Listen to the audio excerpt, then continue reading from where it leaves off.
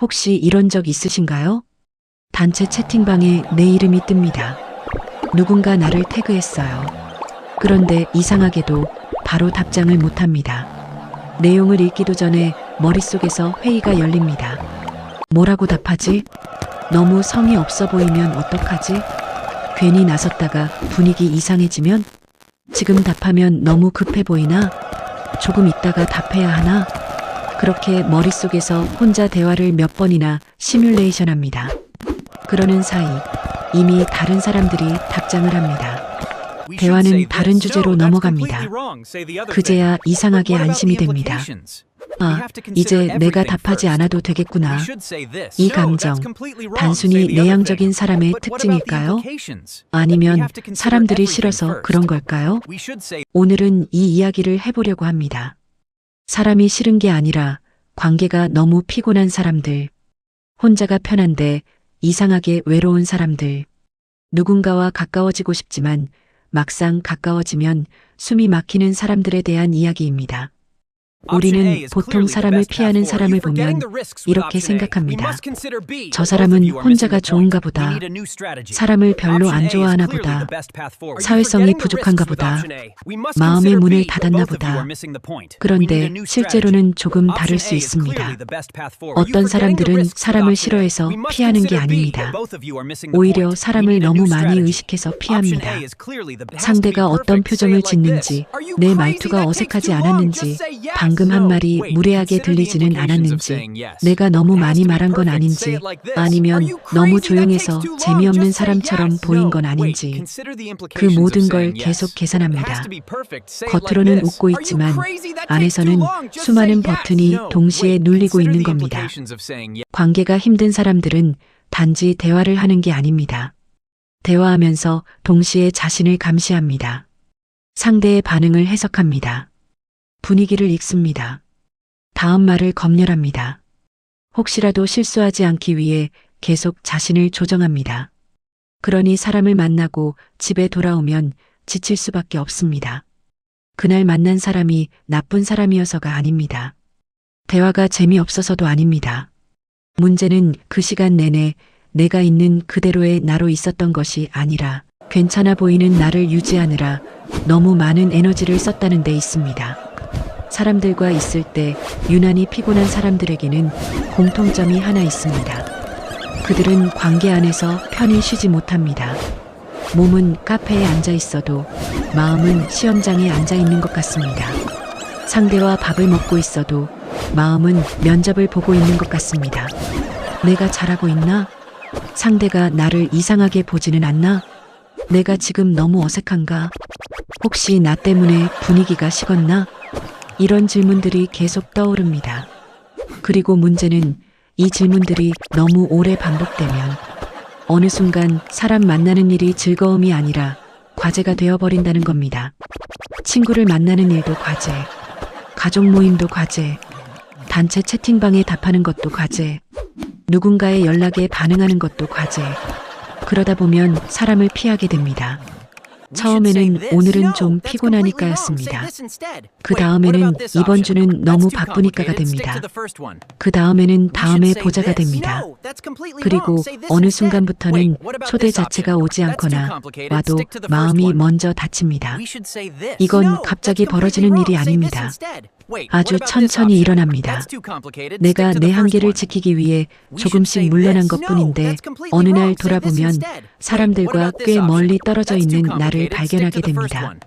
그런데 여기서 중요한 질문이 있습니다. 왜 어떤 사람들은 관계 안에서 이렇게 긴장하게 될까요? 그 이유 중 하나는 거절에 대한 민감함입니다. 거절에 민감한 사람은 단순히 남들이 나를 싫어하면 어떡하지? 라고 생각하는 사람이 아닙니다. 그보다 훨씬 더 빠르고 깊게 반응합니다. 친구가 짧게 답장을 보냅니다. 응, 그래, 알겠어. 다른 사람에게는 그냥 바쁜 날의 짧은 답장일 수 있습니다. 그런데 거절에 민감한 사람에게는 그 짧은 답장이 하나의 신호처럼 느껴집니다. 화났나? 내가 뭘 잘못했나? 이제 나랑 거리 두려는 건가? 역시 나는 부담스러운 사람인가? 상대가 아직 아무 말도 하지 않았는데 마음속에서는 이미 결론이 납니다. 그리고 그 결론은 단순한 추측처럼 느껴지지 않습니다. 이상하게도 사실처럼 느껴집니다. 느낌이 그래. 이번엔 진짜 그런 것 같아. 사람은 원래 결국 떠나. 이렇게 마음이 먼저 끝까지 달려가 버립니다. 그래서 이런 사람들은 관계가 깊어지기 전에 스스로 물러납니다. 왜냐하면 가까워지면 상처받을 수 있으니까요. 기대하면 실망할 수 있으니까요. 믿으면 버려질 수 있으니까요. 그러니 차라리 처음부터 덜 기대합니다. 덜 표현합니다. 덜 다가갑니다. 덜 필요로 하는 척합니다. 겉으로 보기에는 차가워 보일 수 있습니다. 하지만 안쪽에서는 아주 오래된 방식으로 자신을 보호하고 있는 것일 수 있습니다. 가까워지고 싶지만 가까워지면 불안하다. 사랑받고 싶지만 사랑을 기대하면 무너질 것 같다. 관계가 필요하지만 관계가 나를 다치게 할 것 같다. 이 모순이 그 사람의 마음 안에서 계속 부딪힙니다. 많은 사람들이 혼자 있는 사람을 오해합니다. 혼자 있는 사람은 외롭지 않을 거라고 생각합니다. 혼자 있는 걸 선택했으니 괜찮을 거라고 생각합니다. 연락을 안 하니 관심도 없을 거라고 생각합니다. 하지만 실제 마음은 훨씬 복잡합니다. 혼자가 편한데 외로울 수 있습니다. 사람을 피하면서도 누군가 나를 찾아주길 바랄 수 있습니다. 연락이 오면 부담스럽지만 아무 연락도 오지 않으면 쓸쓸할 수 있습니다. 이건 모순이 아닙니다. 사람 마음이 원래 그렇게 생겼습니다. 우리는 안정도 원하고 연결도 원합니다. 상처받고 싶지 않지만 사랑받고 싶습니다. 혼자 있고 싶지만 완전히 혼자이고 싶지는 않습니다. 문제는 이 두 욕구가 동시에 있을 때입니다. 안전하고 싶어서 물러나는데 물러날수록 연결이 줄어듭니다. 연결이 줄어들면 외로워집니다. 외로워지면 더 예민해집니다. 더 예민해지면 사람들의 작은 반응도 위협처럼 느껴집니다. 그러면 다시 사람을 피합니다. 이렇게 악순환이 만들어집니다. 피해서 편해졌는데 피해서 더 외로워지는 겁니다. 여기서 우리가 꼭 기억해야 할 것이 있습니다. 회피는 처음부터 나쁜 습관이 아니었을 가능성이 큽니다. 어느 시점에는 필요했을 수 있습니다. 너무 많은 요구에서 나를 지키기 위해서, 비난받지 않기 위해서, 거절당했을 때 무너지지 않기 위해서, 상대의 감정에 휘말리지 않기 위해서, 내 마음이 더 이상 다치지 않게 하기 위해서, 그때의 회피는 나를 살리는 방식이었을 수 있습니다. 문제는 한때 나를 보호했던 방식이 지금의 나를 가두기 시작할 때입니다. 어릴 때는 입을 다무는 것이 안전했을 수 있습니다. 하지만 지금도 계속 입을 다물면 내 진심은 아무에게도 닿지 않습니다. 과거에는 기대하지 않는 것이 덜 아픈 방법이었을 수 있습니다. 하지만 지금도 아무도 기대하지 않으면 따뜻한 관계가 들어올 자리도 없어집니다. 예전에는 혼자 버티는 것이 최선이었을 수 있습니다. 하지만 지금도 계속 혼자 버티면 도움을 받을 기회조차 사라집니다. 그래서 중요한 질문은 이것입니다. 내가 사람을 피하는 건 정말 내가 원하는 삶인가? 아니면 한때 나를 보호했던 방식이 아직도 자동으로 작동하고 있는가? 이 질문은 비난이 아닙니다. 자기 이해의 시작입니다. 그렇다면 어떻게 해야 할까요? 무작정 사람을 많이 만나야 할까요? 억지로 모임에 나가야 할까요? 연락을 더 자주 해야 할까요? 아닙니다. 관계가 피곤한 사람에게 필요한 건 갑작스러운 외향성 훈련이 아닙니다. 필요한 건 관계 안에서 덜 긴장하는 경험입니다. 연결을 늘리기 전에 먼저 해야 할 일은 내 마음의 긴장도를 낮추는 것입니다. 오늘부터 해볼 수 있는 첫 번째 연습은 이것입니다. 첫째, 관계 후에 나를 신문하지 말고 관찰하세요. 사람을 만나고 돌아온 뒤 이런 생각이 들 수 있습니다. 내가 너무 이상했나? 그 말을 하지 말았어야 했나?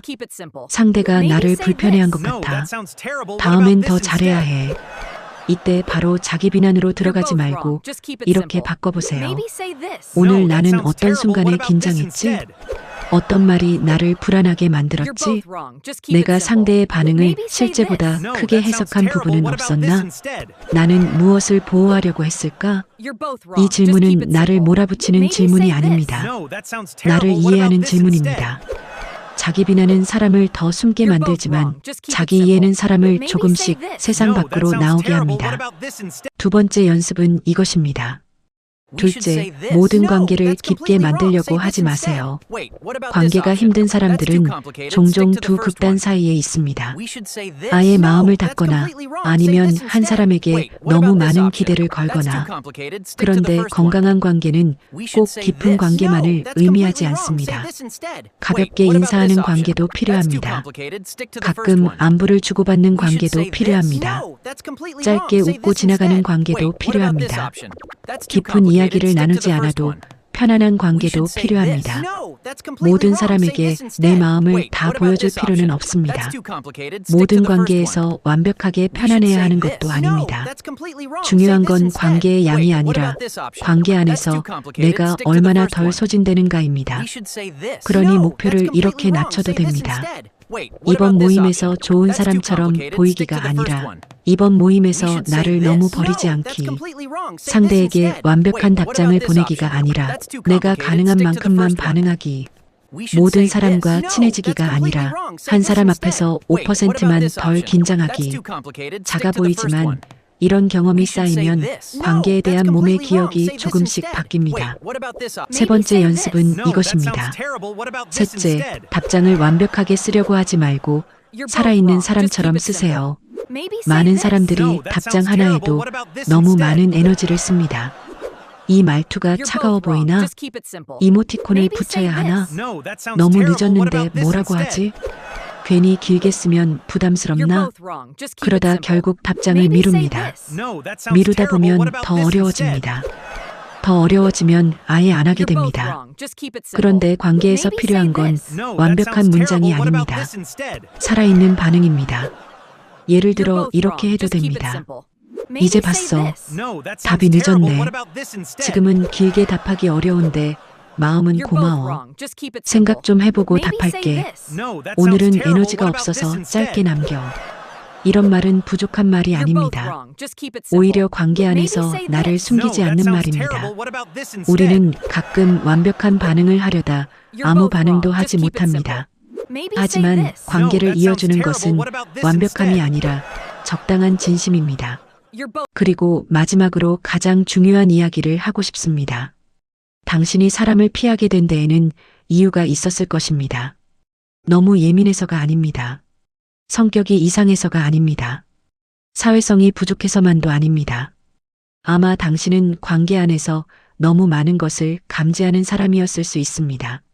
상대의 작은 표정, 말투의 미묘한 변화, 분위기의 온도, 침묵의 의미, 답장의 속도.